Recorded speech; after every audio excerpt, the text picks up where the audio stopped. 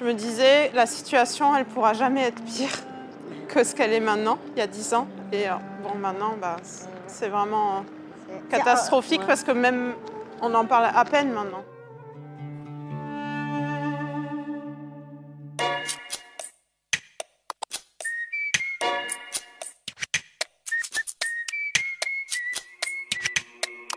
Comment t'es arrivée, toi, SOS Méditerranée? C'était 2015. C'était le début de l'été, fin printemps, début de l'été. Ouais. Il y a Sophie Beau, elle dit mais il faut qu'on fasse quelque chose.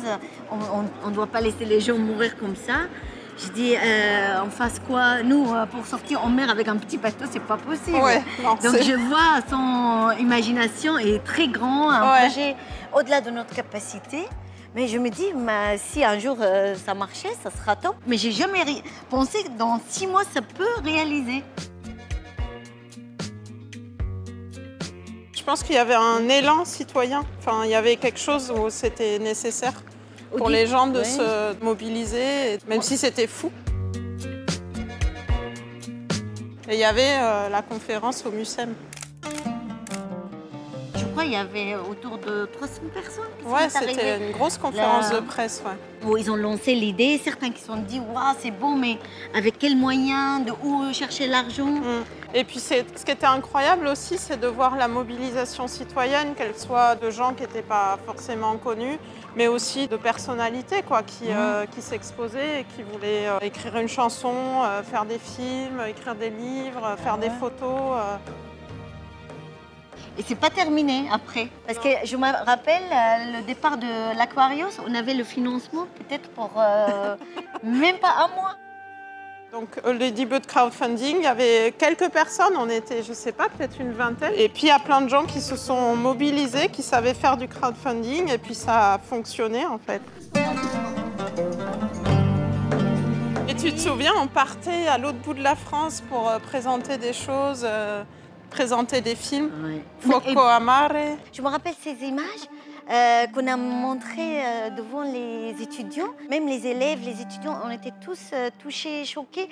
En fait, on se sent très démunis quand on vit face à la Méditerranée et on passe l'été à se baigner dedans et en même temps, il y a ça qui se passe, c'est un cimetière. Et je pense que SOS Méditerranée, c'est venu répondre aussi à cette indignation et cette chaîne humaine qui s'est créée pour arriver jusqu'à l'affrètement de l'Aquarius.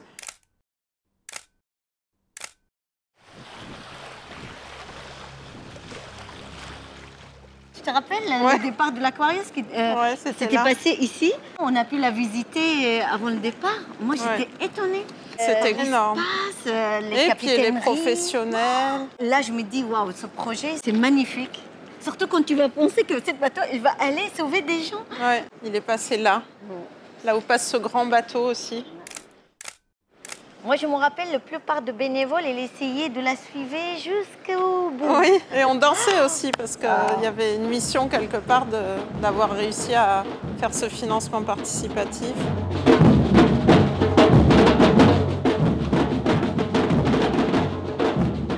Mais moi, je pensais que ça va être une mission de quelques années. Moi aussi.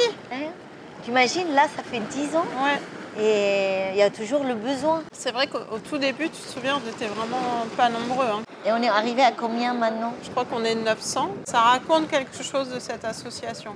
À quel point elle est au-delà de tout, elle est humaniste. On a dit toujours qu'il y a les sauvetages, il y a les sauveteurs en mer et il y a ceux qui font le sauvetage depuis la terre. Et je pense que ces bénévoles-là, on peut considérer comme un sauveteur depuis la terre. Ouais, c'est ça.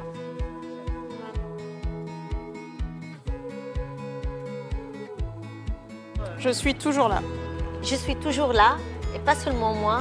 Avec nous, il y a plein de bénévoles, ils sont en train d'augmenter. 90 000 donateurs. Grâce à eux, on a pu rester 10 ans en mer. Vous êtes toujours là? On est toujours là. On est toujours là. Toujours là.